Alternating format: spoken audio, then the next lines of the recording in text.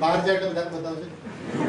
પણ આપણે આગળ જઈએ, કારણ કે એક પ્રશ્ન મેં તમને તમારા મગજમાં મૂક્યો હતો, બે ફુગ્ગા, એકમાં હવા હતી ને એકમાં ખાલી હતી. મેં તમને કહ્યું હતું કે એનો જવાબ પહેલા તમારા મગજમાં સ્પાર્ક થાય, પણ એ મગજમાં આપણે આવ્યો નહીં. તો એ જવાબ મેળવવાનો પ્રયત્ન કરીએ. પણ એ જવાબ તમારી પાસેથી કઢાવતા પહેલા 2-3 એક્સરસાઇઝ આપણે કરવી પડશે. અને એના માટે આ બાજુથી 3 છોકરીઓ અહીં આવશે. કોઈ પણ પેલી છોકરીઓ છે, 3 છોકરીઓ અને 3 છોકરાઓ અહીં આવી જશે.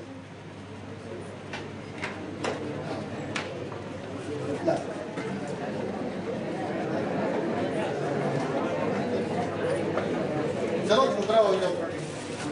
કોણ આવશે પ્રયોગ કરવા માટે? એક્સરસાઇઝ એટલે કસરત નથી કરવાની, પ્રયોગ કરવાનો. પ્રયોગ કરવાના છે અહીંયા આવી જાઓ.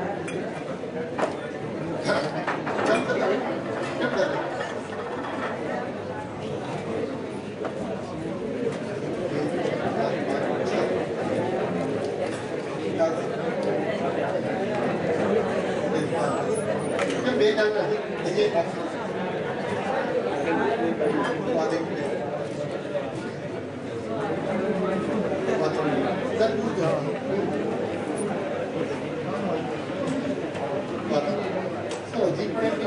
હા ચાલશે.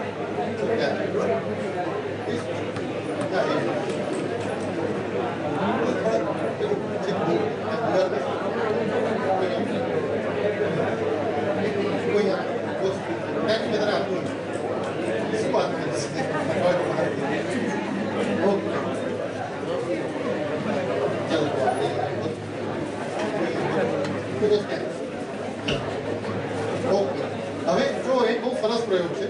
આ એક બહુ સરસ પ્રયોગ છે. અને આ પ્રયોગ સ્ટેજ ઉપર કેટલા લોકો આવેલા છે? પંખો એ પણ ચાલુ કરતો ને પેલું પણ ચાલુ કરતો. જેટલા સ્ટેજ ઉપર છે એટલા નહીં, અહીંયા જેટલા બેઠા છે એ બધાએ વિમાન તમે રમતા હોય મને આપજો પ્લીઝ. અત્યારે જે કામ કરો છો એમાં ધ્યાન આપો. લાવો મને આપી દો વિમાન.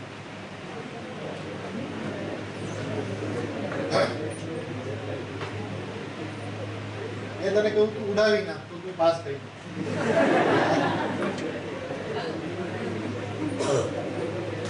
કઈ વાત નહીં. પણ હવે આ પ્રયોગ બધાએ કરવાનો છે. અહીંયા જેટલા બેઠા છે બધાએ. પણ ખાસ આપણા જે ચીફ રિસોર્સ પર્સન છે એ લોકોના હાથમાં મેં કઈ ને કઈ ઇન્સ્ટ્રુમેન્ટ આપેલું છે. આપણા ઇન્સ્ટ્રુમેન્ટ છે, તમે એના સમજો કે આમ પકડીને કંઈક ઉભા છે માટે. આ વસ્તુ બધા ઇન્સ્ટ્રુમેન્ટ છે, આપણા સાયન્સના ઇન્સ્ટ્રુમેન્ટ છે, આપણી લેબોરેટરી છે. તમે આ જે કંઈ ઇન્સ્ટ્રુમેન્ટ બધાના હાથમાં જુઓ છો એમાં ચેન્જીસ શું છે તમે વિચારો. દરેકમાં કંઈ ને કંઈ ચેન્જીસ છે. કોઈ કોપરનું બનેલું હશે, કોઈ સ્ટીલનું બનેલું હશે, કોઈ ગ્લાસનું બનેલું હશે, કોઈનો ડાયામીટર મોટો હશે. આવા બધા ચેન્જીસ દેખાય બધાને. એટલે આ ઇન્સ્ટ્રુમેન્ટ બધા અલગ અલગ પ્રકારના. બરાબર. આપણે બધા શું કરીશું? સ્ટેજ ઉપર કેટલા ઉભા છે, તમને જે બી ઇન્સ્ટ્રુમેન્ટ આપેલા છે તમારે બધાએ આ ઇન્સ્ટ્રુમેન્ટને કાનથી 1 સેન્ટીમીટર દૂર, તમારો કાન છે એનાથી 1 સેન્ટીમીટર દૂર આ રીતે પકડીને રાખવાનું છે. કરાવી દો. ચલો તમે કહો ઉભા હું કહું છું. આપણે બધા શું કરીશું?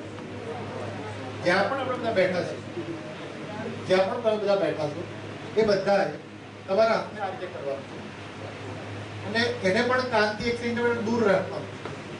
અને કંઈક સંભળાય છે કે નહીં એ સાંભળવાનો પ્રયત્ન કરવાનો. કરો બધા આ રીતે.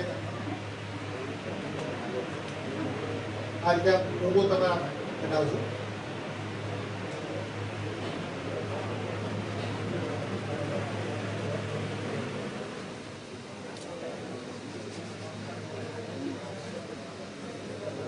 ડાયામીટર આપ કરી શકો છો, આપ કરી શકો છો, આપ કરશો તો શું થાય છે? બધા એક્સપેરિમેન્ટ તમે કરીને જોયું.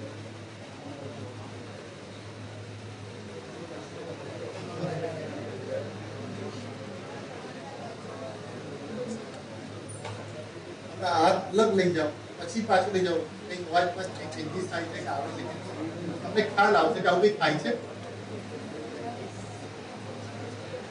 થાય છે આવું કે અવાજ સંભળાય છે?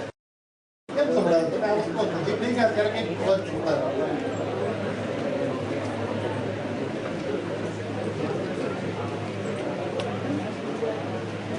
કોઈ આપી શકશે જવાબ? અચ્છા, આપણે પ્રયોગને આગળ લઈ જઈએ. અને હવે પ્રયોગ તમારા માટે નથી, આ બધા મારા ચીફ રિસોર્સ પર્સન છે એ લોકો માટે છે. તમે આ ઇન્સ્ટ્રુમેન્ટ ચેન્જ કરી નાખો, ઇન્ટરચેન્જ કરો. હા, બદલી નાખ. હું તો આને આપી દઈશ. ઓકે, બધા પાસે ઇન્સ્ટ્રુમેન્ટ બદલાઈ ગયા છે. તમને આગળનો અવાજ યાદ હશે, આગળ જે અવાજ સંભળાવો એ યાદ હશે. આને ફરીથી સાંભળો. હવે આગળ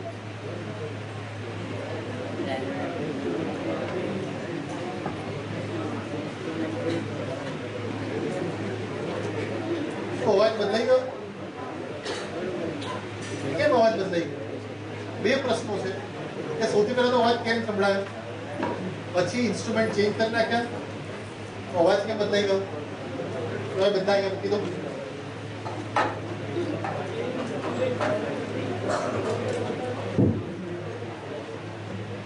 આ બધા માટે તાળીઓ પાડો.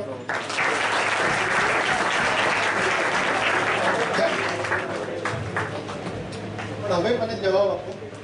બે પ્રશ્નો મારા છે કે અવાજ આપણને કેમ સંભળાય છે?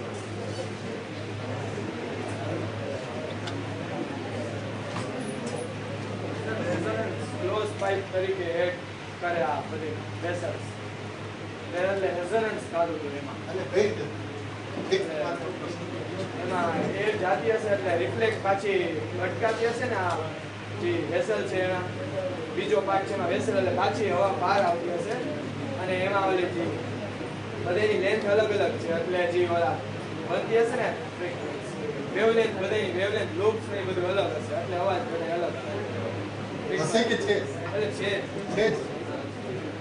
બીજો કોઈ જવાબ? ક્યાં ભટકાતું હશે? આમાં ક્યાં ભટકાતું હશે? અહીંયા છે, અહીંયા.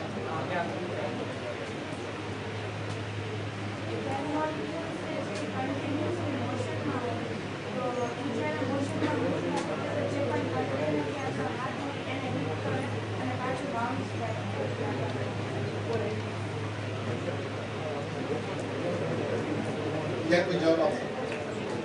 ચલો આપણે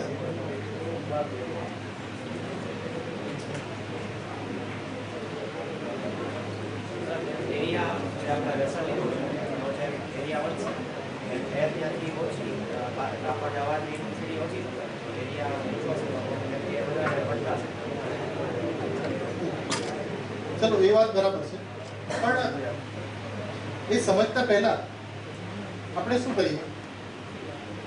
થોડી વાર માટે ખોલી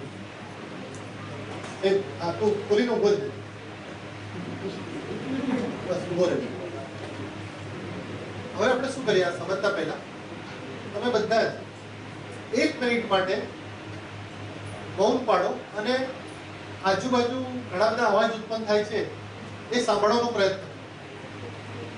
ઠીક છે? Your time start is now.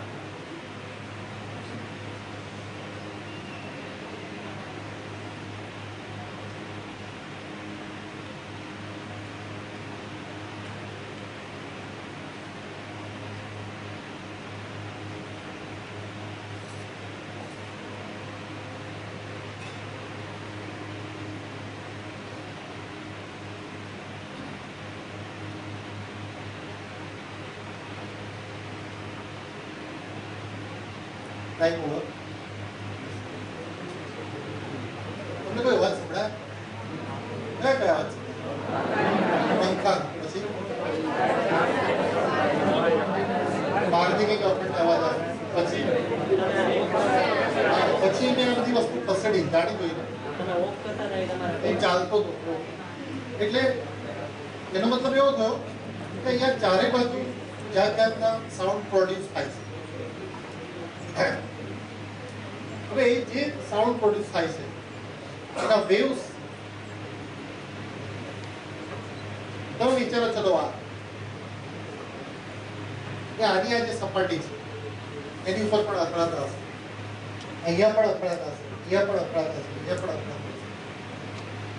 એટલે અલગ અલગ જાતના વેવ્સ જે જનરેટ થાય છે એ કોઈને કોઈ અલગ એજ સાથે એ મેચ થઈ જાય છે અને એનું ફ્રિક્શન થાય છે અને એના કારણે એક નવો અવાજ ઉત્પન્ન થાય છે. અહીંયા નહીં, અંદર નહીં, અહીંયા.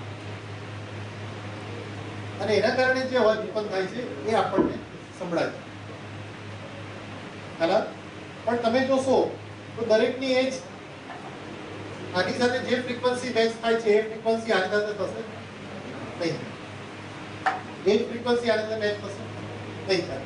એટલા માટે તો આપણે દરેકને પાત્ર અલગ અલગ હાથમાં